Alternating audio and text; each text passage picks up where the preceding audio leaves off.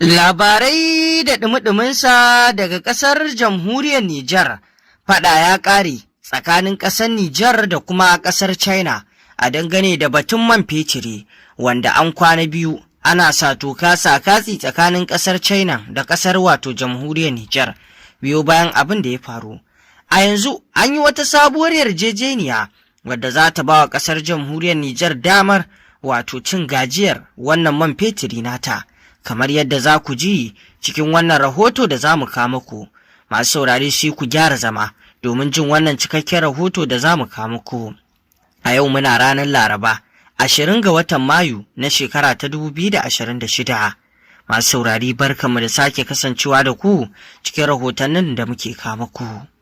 Kamar yadda muka ambata muku, fada ya kare tsakanin ƙasar jamhuriyar Nijar da ƙasar China akan batun man fetiri, wanda a yanzu an shimfiɗa wata sabuwar yarjejeniya tsakanin ƙasar China da ƙasar ta jamhuriyar Nijar. Nijar da kuma kamfanin ƙasar China na WAPCO sun sanya hannu kan sabuwar yarjejeniya tsakanin ƙasar Nijar ɗin da kuma ƙasar China da wannan kamfani na WAPCO.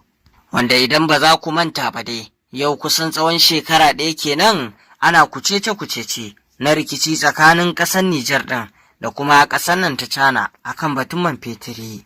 Wanda abin ya janyo haka shine tsohuwar yarjejeniya wanda tsofaffin 'yan siyasar ƙasar Nijar suka sanya wa hannu akan ta dai ta baba take.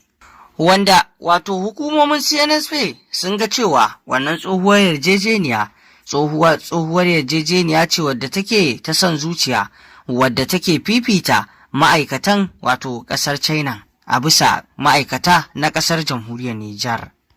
Ko kuma ma mu ce madalikan yarjejeniya ce a maimakon ta fifita sashi bisa sashi wanda zai zamanto da adalci tsakani, sai ta fifita ƙasar China akan ƙasar Nijar. Domin hatta farashin da ake ba wa ƙasar Nijar ɗin akan man fetirin farashi ne da yake cutar da ƙasar jamhuriyar Nijar ɗin. Duka dai a cikin tsohuwar yarjejeniya tsakanin 'yan siyasar ƙasar da kuma kamfanin na China. Wanda shugaban ƙasa Janar Darme Abdurrahman Chani da ya yi larwai akan wannan al'amari, ya ce wannan yarjejeniya dole a duba ta, dole a sake sabuwar yarjejeniya, ba zai yiwu a ci gaba da tafiya cikin duhu cikin abin da bai dace ba.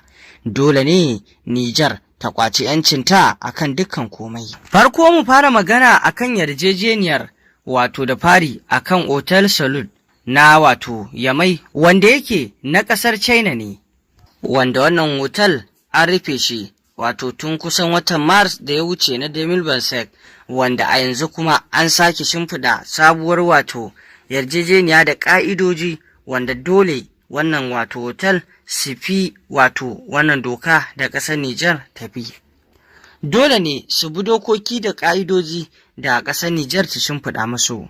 Na cewa dole ne su bayyana gaskiya a cikin abin da ke kai kawo a wannan hotel ɗin, domin a da suna ɓoye-ɓoye ba sa bayyana gaskiyar abin da suke samu da dai sauransu, wanda minista ta aika masu bisa a yi basu bincike inda suka kiya, wanda aka rufe wannan hotel. A yanzu an buɗe an kuma shimfiɗa yarjejeniya da kuma ƙa'idoji, wanda minista a gaishata ta jagoranta kuma an kammala komai.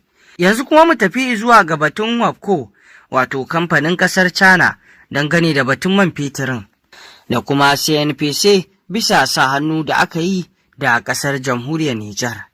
Na farko akan batun tura man fetiri ta bututun man fetiri, wanda ya cutar da ƙasar jamhuriyar Nijar. A da farashin yana ɗaukar dolar 27, wanda kuma a yanzu an dawo da shi dolar 15, wanda zai ba wa ƙasar jamhuriyar Nijar samun maƙudan kuɗaɗe wajen miliyan 106, wasu kuma su ce da 20. A kowace shekara Nijar za ta samu waɗannan kuɗaɗe kuma na ƙasar Amurka.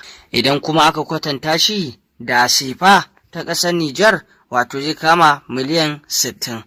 Ka duba dai ka ga irin sauyi da aka samu da kuma ci gaba ta wannan fuska, saboda CNSP sun tsaya kai da fata wajen tabbatuwar an yi abin da ya dace. Sai kuma irin kaso da ƙasar Nijar take da shi a WAPCO, wanda a da ba ta da wani kaso. A yanzu haka za a ba wa ƙasar Nijar kaso 45 na sai da man fetiri ga wato ƙasashen waje. Inda a yanzu cikin wannan sabuwar yarjejeniya ta nuna ba za a sake yin abu dindina ba ko kuma cikin duhu, da abin da za a yi idan man fetiri aka tura shi ya tafi ta Benin ya fita aka sayar da shi ga kasuwannin duniya, to za a yi komai a buɗe ba tare da an yi shi a kudindina ba domin kowa ya fuskanci abin da aka yi. Babu wani ɓoye-ɓoye domin ƙasar Nijar ta samu haƙƙinta daidai yadda ya kamata. Kaga kenan haka zai ba wa ƙasar Nijar samun sanin nawa aka sai da man fetirinta, nawa za ta samu, kaga kenan babu wani ɓoye-ɓoye. Sai kuma batu na aiki na ma'aikata a cikin gida, inda yanzu Nijar ta samu damar ta wato haƙƙin ɗaukar a waɗannan kamfanoni da ake yin aiki na man fetiri, wanda da wato ƙasar Nijar ma'aikata kashi wato 15 ne, amma yanzu zai dawo kashi 85. Kaga kenan ƙasar Nijar ta samu fifiko, kuma hakan shine abin da ya kamata ya dace, domin ƙasar Nijar a cikinta ake aikin kuma arzikin nata ne, to don haka bai kamata dama a ce ma'aikatan waje sun fi na cikin gida yawa ba. Kusan yanzu za a samu ma'aikata kusan 440 da wani abu. Kaga wannan babban ci gaba ne duka-duka a cikin waɗannan shekaru 4 masu zuwa. Kuma fa abin da ya kamata ku sani shine idan ana zancen wannan ma'aikata ba fa wai waɗanda za su ringa ƙananan aiki ba ko kuma suna zuwa ramummuka domin yin aiki. Wannan ya haɗa da duka manyan ma'aikata waɗanda za su ringa ɗaukan hukunci da sijan a cikin wato kamfani. Kaga kenan Nijar ta samu tagomashi ta wannan yarjejeniya sabuwa, wanda za a samu a ƙasar Nijar akwai wasu daga ciki ƙananun ma'aikata, akwai kuma manya, kamar yadda manya suke kasancewa na wato cikin ƙasar China. Kamar yadda muka sani da manyan ma'aikata kawai 'yan ƙasar China ne, to a yanzu har 'yan ƙasar Nijar za a samu manyan ma'aikata. A CNPC zai kasance yanzu kaso 60 Nijar za ta samu na wato manyan ma'aikatan da za a samu, wanda a ƙasar Nijar za a samu wannan sauyi. A Soras kuma za a samu kaso 85 cikin ma'aikatan Nijar. Duka a wasu shekaru masu zuwa, kamar shekaru 4 haka, na wannan abu zai gama tabbata, za a samu waɗannan kaso masu yawa. Sannan kazalika batun kasuwanci na sai da man fetirin, wa yanzu CNPC da OPCO dole za su bawa wato kamfanuwa na ƙasar Nijar dama ta kaso 45. Wannan kaga ci gaba ne. Wannan shine rahoton da muka kawo muku a takaice dangane da wannan batu tsakanin ƙasar China da ƙasar nan ta Nijar. Yanzu an samu wato sasanci biyo bayan wato 'yan rigima da aka yi tsawon shekara, wanda ƙasar Nijar Chani ya kawo sabon tsari a sauka daga kan tsohon tsari, wanda tsohon tsari yana cutar da ƙasar Nijar a cikin yarjejeniya, wanda China da ta nuna ba za ta sa hannu ba. Ƙarshe dai wato Nijar suka ɗauki mataki akan ƙasar ta China.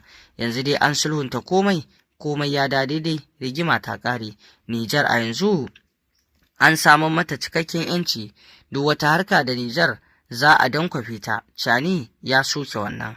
To kaga wannan ci gaba ne babba da ake samarwa, kuma haka ake so shugaba ya kasance. To masu saurare, ƙarshen rahoton kenan, me za ku ce kan wannan al'amari?